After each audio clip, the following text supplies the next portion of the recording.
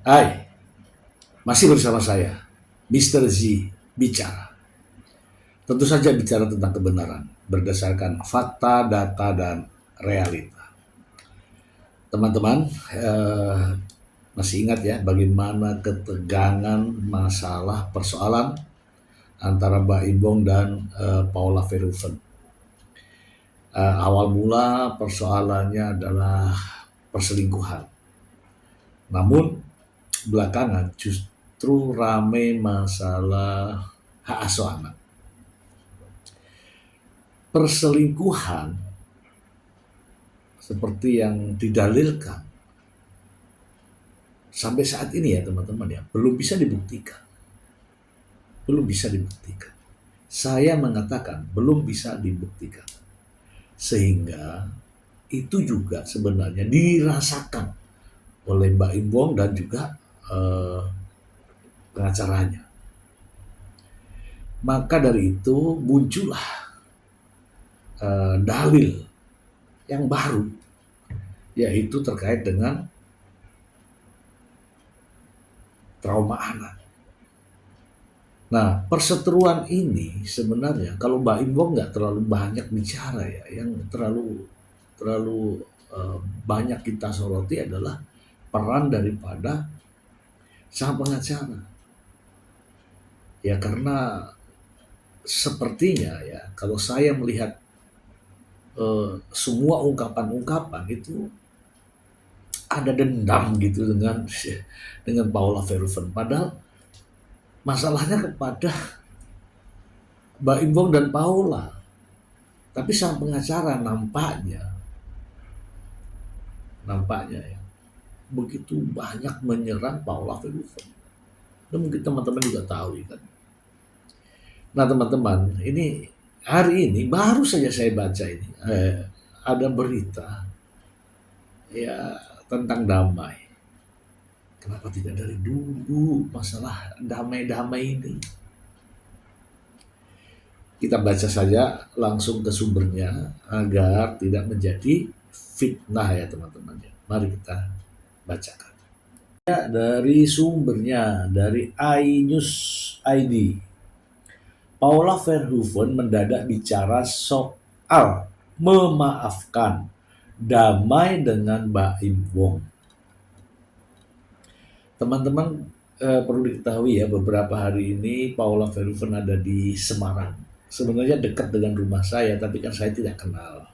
Dekat ya di Semarang dan silaturahmi dengan kedua orang tuanya, saudara-saudaranya juga para penggemarnya ya ada di beberapa media itu. Saya bacakan ya. Jakarta, iNews ID, artis Paula Verhoeven mengaku Lebaran 2025 sangat berbeda dari tahun-tahun sebelumnya. Dia menjalani sholat Id untuk pertama kalinya tanpa anak-anak di sampingnya. Menurut Paula, momen Lebaran 2025 dia jadikan sebagai ajang untuk belajar memaafkan. Baik itu memaafkan diri sendiri maupun orang lain. Dia pun berharap dapat menjadi pribadi yang lebih baik dari sebelumnya setelah Lebaran. Sholat Id untuk pertama kali tanpa anak-anak. Lebaran 2025 tahun ini terasa sangat berbeda dan mengajarkanku tentang banyak hal dalam hidup. Yang terpenting itu belajar untuk memaafkan. Kata Paula dikutip dari Instagram story @paula_Verhoeven. Senin 7 April hari ini. Dia menambahkan memaafkan diri sendiri, memaafkan keadaan, memaafkan orang lain. Istri Mbak Wong itu meyakini insya Allah dengan memaafkan kita menarik energi keberlimpahan dalam hidup. Amin. Allahumma barik. Allah Maha Baik. Sementara itu, meski tidak sholat Id bareng anak-anak, Paula tetap merayakan Lebaran bareng kedua putranya, Kenzo dan Keanu. Di video yang diunggah, dia memperlihatkan kedua anaknya begitu bahagia bisa merayakan Lebaran bersama dengannya. Salah satunya ada yang terlihat bahagia bisa makan durian ditemani Paula. Model runway itu pun terlihat senang, anaknya happy, makan sesuatu yang diinginkannya. Makan durian ya. Sebagai informasi, saat ini Paula Verhoeven dan Mbak Im Wong masih dalam proses perceraian di Pengadilan Agama Jakarta Selatan. Sidang gugatan perceraian di antara mereka sudah berlangsung sejak Oktober 2024 dan hingga sekarang keputusan belum juga keluar. Gara-gara itu, Paula Verhoeven dan Mbak Im Wong harus merelakan untuk berbagi anak. Kedua anaknya kadang tinggal bersama Mbak Im Wong dan sesekali bersama Paula Verhoeven. Oke. Kita bahas ya teman-teman. Kita bahas. Ya, jujur saja itu juga sama ya dialami oleh Mbak Im Wong juga. Ya, lebaran tanpa istri kan begitu ya. Saya juga lebaran sendiri juga. Kemudian Paula Verhoeven merasa bahwa lebaran ini berbeda dengan sebelum-sebelumnya. Ya tentu saja kalau sebelumnya sang putra ya, dua putranya ini mendampingi saat sholat Id, ya kan. Tetapi tahun ini ya baru tahun ini Paula Verhoeven tidak bersama-sama dengan kedua putranya. Ya resiko. Saya mengingatkan kepada Paula Verhoeven bahwa semua yang Anda jalani saat ini adalah bagian daripada ujian. Ingat, ujian hidup itu harus dijalani, bukan dihindari. Banyak orang yang tidak bisa mengatasi masalah perjalanan hidup sehingga memutuskan untuk menghabisi dirinya. Itu karena apa? Menghindari ujian. Nah, ini adalah bagian daripada ujian. Ujian itu harus dijalani, harus dihadapi, tidak bisa dihindari. Ya, ini juga teman-teman semua ya. Apapun masalah Anda, apapun problematika yang Anda sedang hadapi, itu semua adalah ujian. Ujian itu harus dihadapi teman-teman, bukan untuk dihindari. Banyak orang yang menghindari masalah, banyak orang yang menghindari ujian, banyak orang yang mengeluh karena cobaan. Akhirnya apa? Mengambil jalan pintas alias undir. Justru itu yang namanya menghindari masalah, menghindari ujian. Seyogianya ujian harus dihadapi, harus jalan. Namun ingat, dari ujian ini, apabila kita lulus menghadapi ujiannya ini, akan mendapatkan hikmah yang luar biasa. Ingat ya teman-teman ya, ini kita belajar dari apa yang terjadi pada Mbak Im Wong dan Paula Verhoeven. Janganlah saling menyalahkan, janganlah saling menjelekkan, janganlah saling menekan.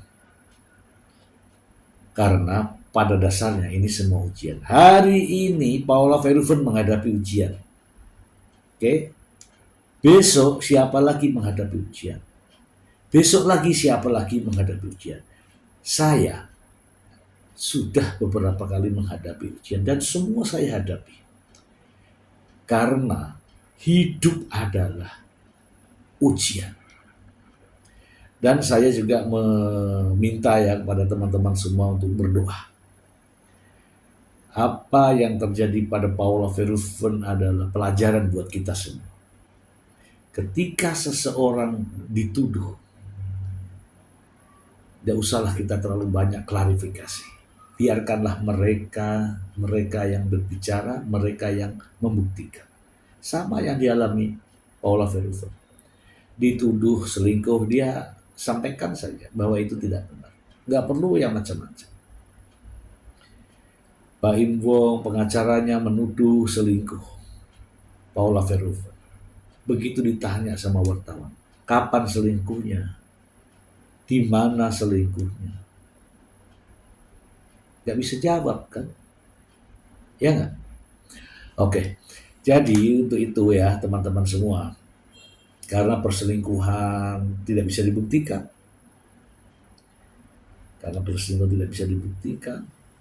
ragu-ragu, panik dan sebagainya, sampai buktinya begitu banyak.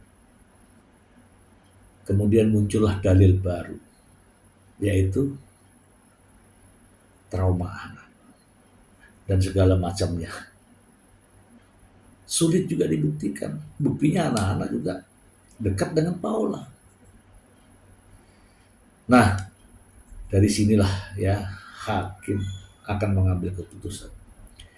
Jika anak yang masih di bawah usia 12 tahun sesuai dengan kompilasi hukum Islam yang berlaku di seluruh Indonesia, yang berlaku di pengadilan agama di seluruh Indonesia, menyatakan bahwa anak-anak yang masih di bawah usia 12 tahun atau belum mumajid, maka hak asuhnya akan jatuh kepada ibunya. Jangan dirubah-rubah aturan ini. Kecuali kalau ibunya berperilaku buruk, ibunya sedang menghadapi proses hukum atau dalam hukuman atau dalam penjara. Berikutnya adalah mengalami kesulitan finansial atau ada mental ya, cacat mental. Itu baru bisa dialihkan ke bapaknya. Tetapi apa yang dihadapi oleh Paula Verhoeven saat ini tidak seperti itu. Sehingga layak Paula Verhoeven untuk mendapatkan hak asuh anak. Bagaimana pendapat teman-teman? Setuju? Tulis dalam kolom komentar. Semoga bermanfaat. Bye.